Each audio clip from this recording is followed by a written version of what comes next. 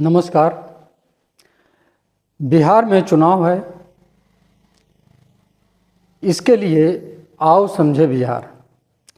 बिहार शुरू से ही स्वतंत्रता से पहले ही अंग्रेज़ों के द्वारा, मुग़लों के द्वारा सताया हुआ था, लेकिन वहाँ पर विकास वो नहीं था जिसकी कल्पना लोग गुजरात से करते हैं। लेकिन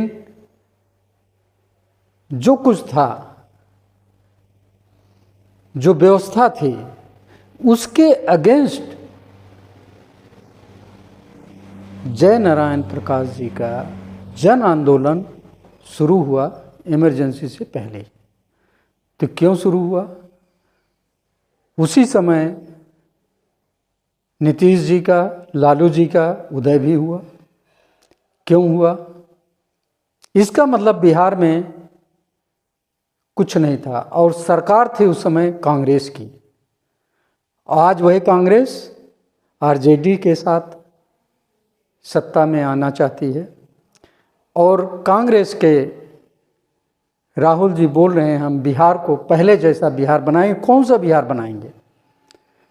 हाँ, बिहार जो कुछ हुआ था उस बिहार में बहुत सारी खदानें थी, बहुत सारे संपदा थी, जिनके सहारे बिहार का रेवेन्यू अच्छा मिलता था और बिहार में काम कम लेकिन लूट ज़्यादा थी। धीरे धीरे आंदोलन चले और झारखंड बन गया। झारखंड में बहुत सारी खनिज संपदा गई और बिहार खाली रहा। लेकिन अब बिहार चुनाव के द्वारा, जो वादों के द्वारा बिहार को ये पहले जैसा बिहार बनाना चाहते हैं, तो उसके बैकग्राउंड में जाएं। जो मैंने बताया कि वहाँ पर 90 से लेके 2005 तक क्या व्यवस्था थी, ये लालू जी की सरकार थी और केंद्र में लालू जी की सरकार कांग्रेस के द्वारा चलाई जा रही थी। ये 2014 था। तो इतना सारा टाइम बिहार को गुजरात बनाने में वेस्ट क्यों किया गया? ये क्वेश्चन है। उस समय क्या है, इनके नेता सक्षम नहीं थे। केंद्र में राहुल जी की चलती थी और स्टेट में लालू जी की चलती थी। वो पीरियड क्यों स्वर्णिम नहीं हुआ? ये सोचने की बात है। हाँ, ये है कि नीतीश के आते ही बिहार में परिवर्तन हुआ। अब विकास के ऊपर जब काम शुरू हुआ तो इंजीनियरों का अपहरण भी हुआ और एक्शन हुआ। इंजीनियर स्टेट गवर्नमेंट के नहीं थे, दूसरे विभाग से आए हुए थे। वहाँ कोई काम करने को तैयार नहीं था। 96 हमने देखा है, अंदर जाके सड़कें नहीं, गड्ढे थे। और सड़कें कोई अगर गड्ढे के बाद बना के थोड़ा भी कोई कर देता था, कलकत्ता जाने के लिए जीटी रोड की कहानी है, तो उनसे पैसा लिया जाता था। उस समय 100 रुपये कम से कम दे दो। सरकार थी लालू की। तो ऐसे विकास को क्या दोबारा बिहार चाहता है? प्रश्न ये उठता है। मंचों से जो ऐलान होता है उसमें सच्चाई क्यों नहीं होती? जनता वहाँ की क्यों बिहार को छोड़कर भागी? पहले इतना प्लान नहीं था। ये प्लान 90 के बाद, चरवाहा स्कूल के बाद ज़्यादा शुरू हुआ। उससे पहले बिहार से पढ़े लिखे लोग ही ज़्यादा पलायन होते थे, क्योंकि बिहार में नौकरियां नहीं थी। बिहार में केवल हथकरघा और कुछ बुनाई की मिलें थी, जो बाद में ख़त्म भी हो गई, और कुछ कल कारखाने छोटे लेवल के थे। लेकिन आज बिहार बिल्कुल सब चीज़ों से वंचित है।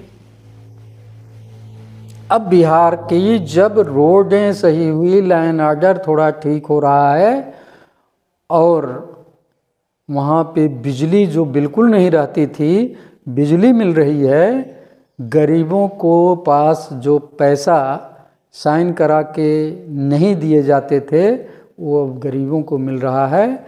और जो नक्सलाइट कौन थे? वो थे कि अमीरों को हम लूट के आपको बराबर करेंगे। लूट तो लेते थे लेकिन उनको बराबर नहीं किए, क्योंकि वो फिर भागने के लिए मजबूर हुए। उन व्यवस्थाओं को क्या लागू करेंगे? पहले जैसे बिहार में। अब आगे आते हैं। आगे में देखिए, बिहार को जिस लेवल से नीतीश की सरकार एनडीए के साथ घटक में रही और आरजेडी के साथ भी रही।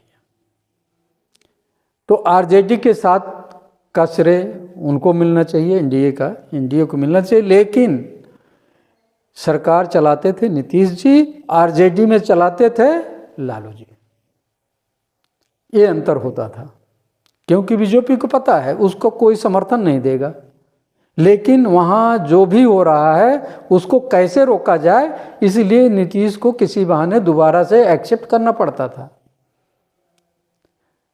अब आता है वहाँ आरजेडी, बीजेपी और जेडीयू, तीन पार्टियां बड़ी हैं और तीन ही चलती थी। कांग्रेस एक छोटी रूप में आ गई थी, लेकिन वहाँ की जनता ने आरजेडी को परखा, कांग्रेस को परखा और मिली जुली सरकार नीतीश जी की और बीजेपी को भी परखा। लेकिन अब वहाँ की जनता में ये समझ आ रहा है कि कैसी सरकार बनाई जाए जो विकास में काम करे। उनको ये भी पता है लालू जी आए और सरकार बनाए, विकास क्या हुआ वो जनता को पता है। इसलिए वो आरजेडी के विकास से भी चिंतित हैं और नीतीश के उस विकास से भी थोड़ा चिंतित हैं जिसमें वो इधर उधर गड़बड़ हो जाते हैं। लेकिन बीजेपी को पूर्ण रूप से उन्होंने परखा नहीं। क्या वहाँ की बुद्धिजीवी जनता बीजेपी को परखना चाहती है आज के समय में, या जनस्वराज को परखना चाहती है? ये सोचने की बात है। लेकिन बिहार का विकास कौन करेगा? विकास वही करेगा जिसके अंदर स्वार्थ नहीं होगा और परिवारवाद नहीं होगा। ऐसा नेता बिहार में कौन है? ढूंढना पड़ेगा। जब तक बिहार में दृढ़ संकल्प वाला नेता नहीं होगा, जो न अपना परिवार का समर्थन करे और न स्वयं का करे, और उसको जनता समर्थन अगर दे, तब जाके वो बिहार का विकास करेगा और बिहार से पलायन रुकेगा, बिहार में प्रतिभाएं रुकेंगी और बिहार में इन्वेस्टमेंट आएगा, तभी विश्वास कायम होगा। लेकिन इतना होने के बाद जो वहाँ का सरकारी सिस्टम है उसको सुधारना पड़ेगा, क्योंकि नेता नेतृत्व आदेश देता है, शक्ति करता है, लेकिन उसको ज़मीन पर धरातल पर लाने वाले सरकारी लोग होते हैं। उन सरकारी लोगों को कौन सुधारेगा?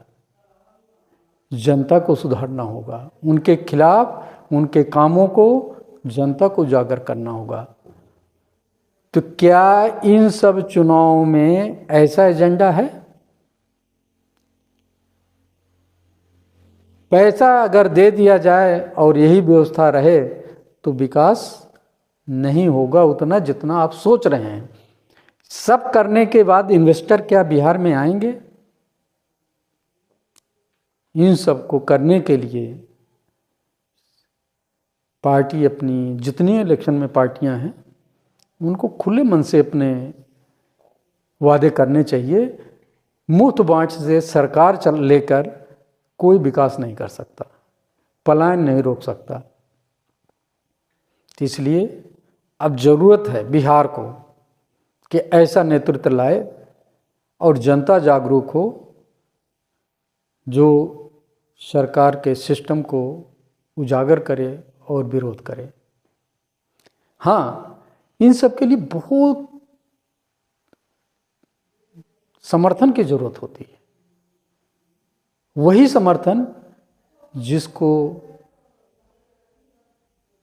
जयप्रकाश जी को काम करने के लिए मिला था, वैसा समर्थन बिहार में दोबारा क्रांति आएगी और नेतृत्व ईमानदार होगा तो बिहार में पलायन भी बंद होगा और बिहार में कल कारखाने भी आएंगे और बिहार में शिक्षा भी बढ़ेगी और बिहार के मेधावी छात्र अपने प्रदेश में भी रुकेंगे और बिहार फिर वही बिहार होगा जो नालंदा पीरियड में था, मुगलों के पहले था। मुगलों के शासनकाल वाला बिहार नहीं, अंग्रेज़ों के पीरियड का बिहार नहीं और कांग्रेस के पीरियड का बिहार नहीं। तो जनता क्या चाहती है? पहले तो बिहार की जनता को इतिहास पढ़ाना पड़ेगा। तुम कौन हो, तुम्हारी शक्ति क्या है। तुम्हारी शक्ति से, तुम्हारे बल से और तुम्हारे लेबर शक्ति से देश आज़ाद हुआ, देश में दूसरे प्रदेशों में क्रांति आई और आपके खिलाफ, आपको भगाने के लिए, पलायन के लिए वो मजबूर भी कर रहे हैं। ऐसे में बिहार की जनता क्या चाहती है, ये सोचने की बात है। हमको लगता है अब बिहार जाग गया है और बिहार अपने लिए, वहाँ की जनता अपने लिए काम करेगी, जात से ऊपर उठकर, धर्म से ऊपर उठकर और केवल बिहार के नाम पे, बिहार के लिए काम करेंगे वहाँ के लोग। नमस्कार, धन्यवाद।